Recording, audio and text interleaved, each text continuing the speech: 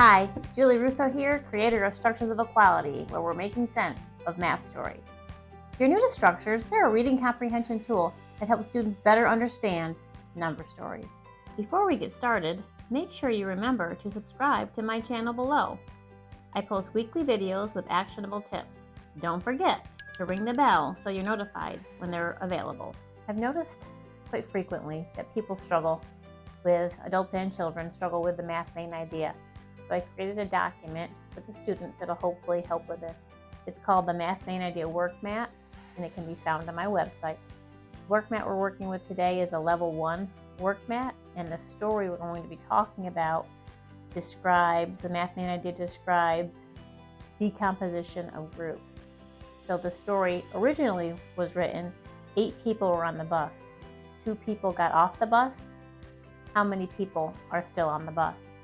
So if I was presenting this to a first grade classroom or second or third, I would say something like 8 people were on the bus, 2 people got off the bus, now there are 6 people on the bus.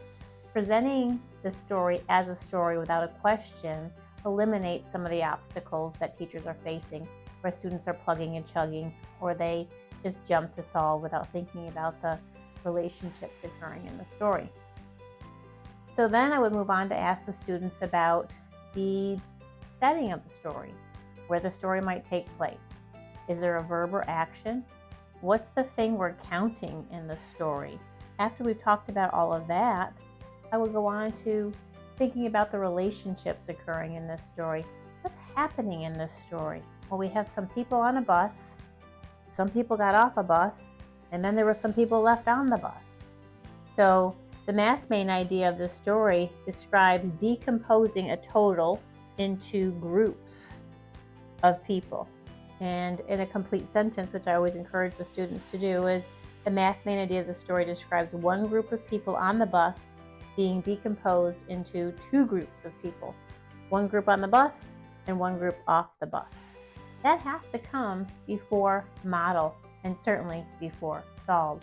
So understanding the relationships occurring in the story must come first. Then I would get my manipulatives, or actually act it out with students. But we'd start with 8 people on the bus. There are 8 people on the bus. 2 people got off the bus. Now there are 6 people still on the bus. And then I would ask the students what these 2 red cubes represent.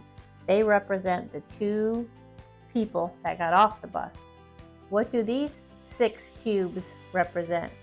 These represent the people that are still on the bus.